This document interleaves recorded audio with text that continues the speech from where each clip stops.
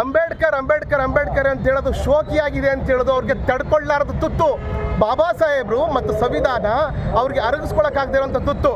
ಅವ್ರಿಗೇನಂತ ಹೇಳಿದ್ರೆ ಮನುವಾದ ಬರಬೇಕು, ಮನುವಾದ ಈ ದೇಶದಲ್ಲಿ ಜಾರಿ ಆಗಬೇಕು, ಅಸಮಾನತೆ ಸೃಷ್ಟಿಯಾಗಬೇಕು, ಯಾವುದೇ ಬಡವ ಬಲ್ಲಿದನಿಗೆ ದಲಿತನಿಗೆ ನೋವಾಗಬೇಕು, ಅವರು ಈ ಸಮಾಜದಲ್ಲಿ ಸಮಾಜದಲ್ಲಿ ಬದುಕಬಾರ್ದು ಅನ್ನೋದು ದುರುದ್ದೇಶ. ಆ ಉದ್ದೇಶದಿಂದ ಅಂಬೇಡ್ಕರ್ನ ನಾವು ಟಾರ್ಗೆಟ್ ಮಾಡಿದ್ರೆ ಇನ್ನು ಬಾಕಿ ಎಲ್ಲ ವಿಷಯಗಳು ಗೌಣ ಆಗುತ್ತೆ. ಅಂಬೇಡ್ಕರ್ನ ಟಾರ್ಗೆಟ್ ಮಾಡಿ ನಾವು ಗೆದ್ಕೋಬೋದು ಅಂತ ಹುಂಬುತನದಿಂದ ಈ ರೀತಿ ಹೇಳಿಕೆಗಳನ್ನ ಕೊಡ್ತಾರೆ. ಒಂದು ರಾಜೀನಾಮೆ ನೀಡಲಿಲ್ಲ ಅಂದ್ರೆ ಮುಂದೆ ಯಾವ ರೀತಿ ತಮ್ಮ ಹೋರಾಟ ಇರುತ್ತೆ? ಮುಂದಿನ ದಿನಗಳಲ್ಲಿ ದಿಲ್ಲಿ ಚಲೋ ನಂಬ್ಕೊಂತೀವಿ.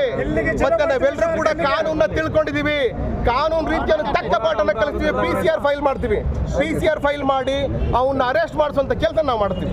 ಹಂಗೆ ನಮ್ಮ ಮೈಸೂರು ವಕೀಲರ ಸಂಘ ಸ್ವ ಇಚ್ಛೆಯಿಂದ ನಾವು ನ್ಯಾಯಾಲಯದಿಂದ ಹೊರಗುಳಿದು ನಾವು ಸಹ ಇದಕ್ಕೆ ಬೆಂಬಲ ಸೂಚಿಸಿದ್ದೀವಿ.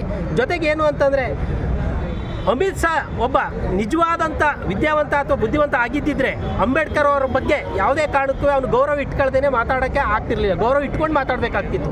ಬಟ್ ಅವರು ಅಂಬೇಡ್ಕರ್ ಅಂತ ನೀವು ಹೇಳ್ತಾ ಇದ್ದೀರಿ, ಅದನ್ನೇ ನೀವು ದೇವರು ಅಂತ ಹೇಳಿದರೆ ನೀವು 7 ಜನ್ಮಕ್ಕೆ ಪುಣ್ಯ ಸಿಕ್ತಿತ್ತು ಅಂತ ಹೇಳ್ತಾರೆ. ನಿಜವಾದಂಥ ಒಬ್ಬ ಗೃಹ ಸಚಿವನಾಗಿ ಕಾನೂನನ್ನು ತಿಳ್ಕೊಂಡಿರೋವಂಥ ವ್ಯಕ್ತಿ ಆಗಿದ್ದಿದ್ರೆ ಸಂವಿಧಾನದ ಅಡಿಯಲ್ಲಿ ಅವನು ಪ್ರಮಾಣ ವಚನ ಸ್ವೀಕಾರ ಮಾಡಿ ಗೃಹ ಸಚಿವನಾಗಿದ್ದಾನೆ.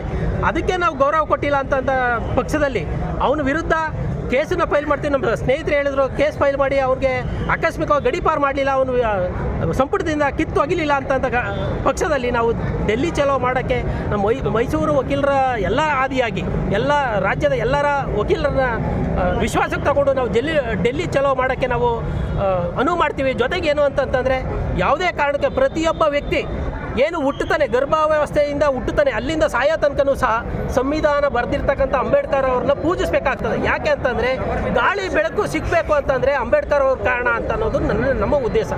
ಯಾಕೆ ಏನೇ ಒಂದು ಮನೆ ಕಟ್ಟೋದಾಗಲಿ ಇನ್ನೊಂದಾಗಲಿ ಏನೇ ವಿಚಾರ ಆದ್ರೂ ಸಹ ಕಾನೂನನ್ನು ಬರೆದಿರ್ತಕ್ಕಂಥ ಅಂಬೇಡ್ಕರ್ ಅವ್ರನ್ನ ನೆನ್ಕೊಂಡು ಅವ್ರ ಜೀವನ ಮಾಡ್ತಾ ಇರೋದು. ಯಾರು ನನ್ನ ಕಾನೂನು ಬೇಡ ಅಂತಂದ್ರೆ ಅಂಬೇಡ್ಕರ್ ಬೇಡ ಅಂತ ಆಗ್ತದೆ.